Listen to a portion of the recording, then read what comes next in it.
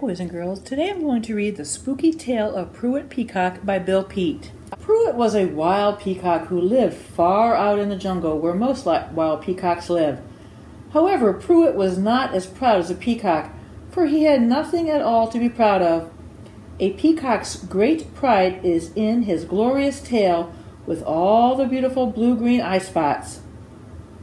Prewitt's tail was no more than a few scraggly feathers with only 2 eye spots. His was indeed a sad tail, and Prewitt was indeed a sad peacock. Oh, poor Prewitt. Phineas was the proudest of peacocks, but then he had the most fanciful tail with many more beautiful eye spots than the others. So he was naturally the leader of the flock. Wherever they went, Phineas always strutted proudly at the head of the procession with his tail fanned out in full glory. Last and by far the least came Prewitt, with his scraggly tail dragging behind him. But when it came time to facing a tiger, the other peacocks were not one bit better than Prewitt. They were all equally scared. Would you be afraid of a tiger? Fortunately, the peacocks had but one tiger to worry about. That was Travis, a scrawny, toothless old fellow. Other tigers had better things to do than chase peacocks that end up with a mouth full of feathers. But toothless old Travis could no longer afford to be choosy. He was down to such small game as toads and tadpoles. To him, a peacock would be a fancy feast if he could ever catch one. You think he's going to catch one? For such an old cat, he was pretty spry and ever so sly, so the peacocks always kept an eye cocked for old Travis. The second he made his leap, they took off like a shot. To go fluttering into a treetop, it was always a close call. He almost got him. Once the peacocks had recovered from their fright, the first thing they did was check their tails for fear they might have lost a feather. Losing a tail feather was always heartbreaking for a peacock. Prewitt's scraggly nothing of a tail was something he would never need to worry about.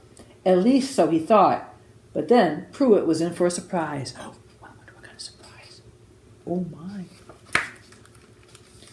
His tail had more growing to do, much more. One day he noticed that the eye spots had doubled in size, and fierce black eyebrows had sprouted just above them. And yet that was not the end of the tail. It continued to feather out. Before long, a jagged mouth appeared just below the enormous eyes. Then finally, out sprang a pair of feathery arms and wildly clutching claws. "My tail has gone wild," explained Prewitt. "It's turned into a green-eyed monster. What a terrible tail! But then, after all," he sighed, "I grew it, so I suppose I'll just have to get used to it.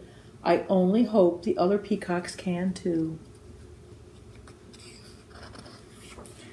The other peacocks paid so little attention to Prewitt that a week had passed before they discovered his tail had gone wild. When they did, it hit them all at once. They let go with such terrified shrieks they could be heard all the way to Mandalay. It took 10 minutes for Phineas to settle them down. Then in a fury he turned to Prewitt. "What's come over you, Prewitt? What on earth have you done to your tail?" he squawked. "Nothing," said Prewitt. "It just grew this way." "The thing is darn right spooky," said Phineas. "It gives me the creeps." "It gives me the creeps too," said Prewitt. "But what can I do?" "Keep it to yourself," said Phineas. "Hold it down. Living out here in the jungle is scary enough without that spooky tail of yours popping up." Keeping his tail down was no problem for Prewitt, since he was not the least bit proud. Letting his tail drag the ground had been a long-time habit, but this was an entirely different tail, and not one bit droopy. It was springy. One afternoon, to Prewitt's surprise, up it sprang. And there was Phineas, and Phineas was furious. Prewitt, he shrieked, what did I tell you? But, stammered Prewitt, it's nothing but a bunch of feathers. Feathers can't hurt anyone. Feathers or not, said Phineas, it scares the wits out of us. So you either get rid of the thing or leave the flock. Take your choice and let me know first thing in the morning. They're not being very nice, are they? When Prewitt settled down to roost for the night in a treetop, his head was in a whirl. As awful as it was, he thought, my new tail is better than no tail at all. Yet, if I keep it, I must leave the flock and go wandering off all alone. Either way would be sad. So I'd better sleep on it than decide in the morning. As Prewitt slept, he dreamt a weird dream. Out of the swirling mist came a teary-eyed elephant with no trunk, then a sad, long-faced giraffe with no neck, followed by a sheepish-looking camel with no humps, and finally a pitiful peacock with no tail. It was Prewitt, and close behind were other peacocks all laughing at him. As the laughter exploded into wild cackling, the tailless peacock suddenly turned into a lizard and slithered under a rock. The next morning, Prewitt awakened in a cold sweat. After checking his tail feathers to make sure they were all there, he fluttered down to the ground to join the flock. Well, said Phineas, have you decided? Do you go or does your tail go? We're both staying, said Prewitt, so there. Oh, no you don't, cried Phineas. Come on, everyone, grab a feather. Off with his tail. As the peacocks closed in with the beaks snapping, Prewitt whirled about and took off through the jungle. The chase was on. The peacocks were very poor flyers, so it was more than a fluttering, hopping, running chase. And although Prewitt was a bit smaller, with shorter legs, he was a bit quicker. By zigzagging in and out through the trees and darting under bushes and ferns, Prewitt managed to dodge his pursuers. But try as he might, he couldn't shake them. The peacocks kept right on his tail. Finally, in desperation, he headed for open field. Prewitt figured they wouldn't dare follow. It was much too great of a risk for a peacock to venture into the open. But dare they did. The peacocks were determined to catch Prewitt no matter what. And as he went plowing through the tall grass, they were just a few steps behind and gaining fast. Prewitt was just about to be caught when all of a sudden a tiger reared up out of the grass. It was old Travis, and just like that, the chase was over. It was too late to turn back, and with no trees to flutter into, the peacocks were doomed. They were too terrified to move, so they just stood there, waiting for the finish. Then, just as the tiger was all set to spring, he let out a yowl of terror. Then, in a panic, old Travis went leaping and bounding away to disappear in the distance. The peacocks were left stunned and bewildered. What could ever frighten a tiger? They wondered as they looked frantically about. Then all at once, there it was, Prewitt's spooky tail. When Prewitt caught sight of the tiger, the tail sprang straight up in all its horror. There was no doubt but what Prewitt's tail had saved the day. When Phineas finally found his voice, he cried, "Prewitt, Prewitt, how can we ever repay you?"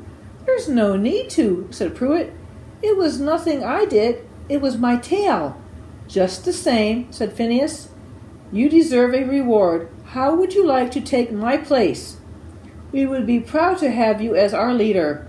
"Yes, yes," cried all the others, ever so proud. "Oh no," said Prewitt. "I'm not bossy enough to be the leader. Besides, I'd rather wander about just as I please." "Then would you mind if we tag along?" asked Phineas. "Just to keep you company." "I don't mind at all," said Prewitt. "Tag along, if you like." From that day on, wherever Prewitt went, the other peacocks followed close behind, very close. And with so many faithful followers, Prewitt finally agreed to be their leader. They were behind him 100%. Of course, Prewitt knew why, but just the same, he could not help being proud. Now, at last, Prewitt was truly as proud as a peacock.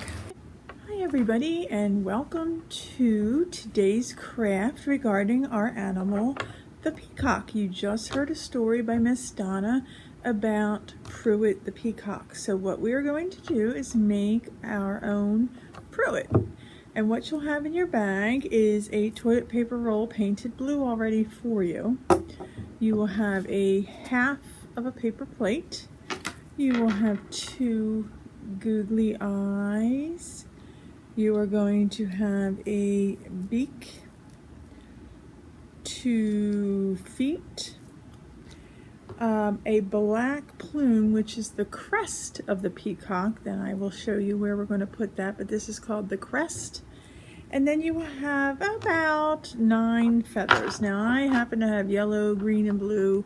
You could have different colors in yours, or if you want to go purchase additional colors, you may do that also. But that's what I'll be using for the back of my peacock. And of course, then you will also need glue. So what you're going to do first, we're going to start with the paper plate. And I'm going to use the side that is not the shiny side, so that way it'll stick out better. So because it's indented that way, so we're going to use the non-shiny glossy side, okay? And we're going to lay it flat down. And what you're going to do is decide the order of your feathers. So what I'm going to do is put glue on my plate, and we're going to put our feathers on and work on the other ones while this dries, okay? So put lots of glue here. All right, so I have glue on my plate there, okay? And then we're going to start to put the feathers on, and you want to cover the plate.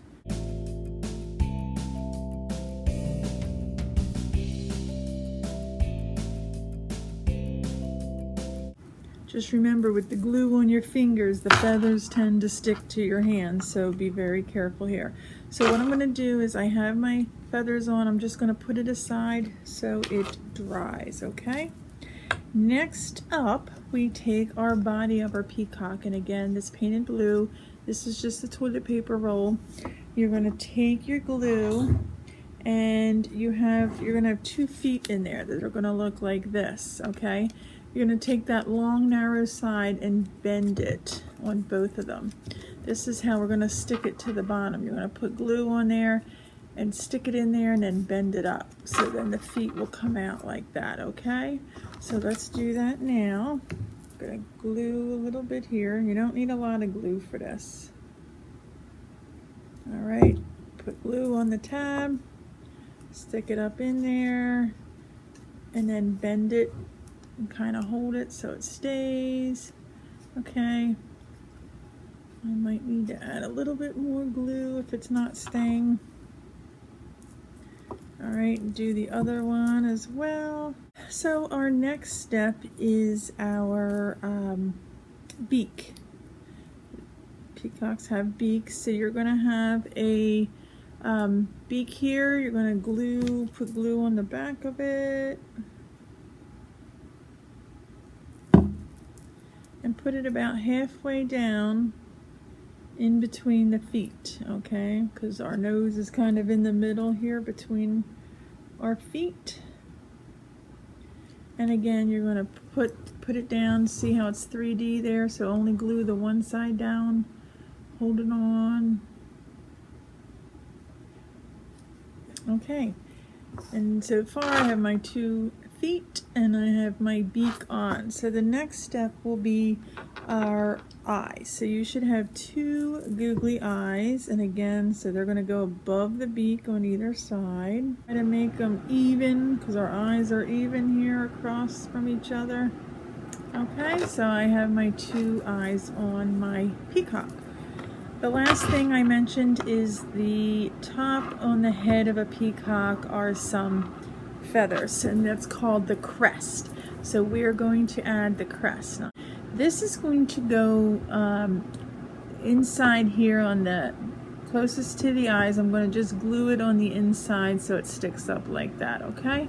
So you're just going to stick some glue right here on the inside, on the front. All right, and then take the crest and stick it in this glue. All right, and we're going to give it a little hold there.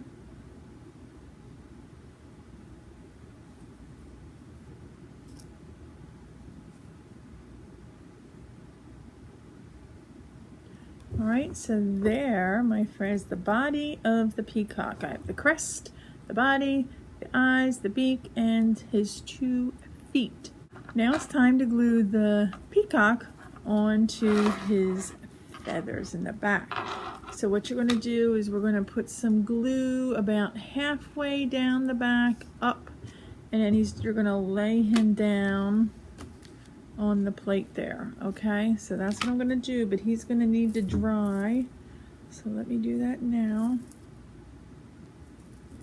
Just about halfway down. Okay, so I have glue just halfway down, and you're going to stick him right in the middle here. Now what I would recommend is you lay him flat for a while to dry. Okay everybody, I've let my peacock sit for about 15 minutes just to give it some good drying time. So when you're done, you will have your lovely peacock here. It has pretty colorful feathers in the back, and don't forget its crest. And you can set it up and name it anything you want.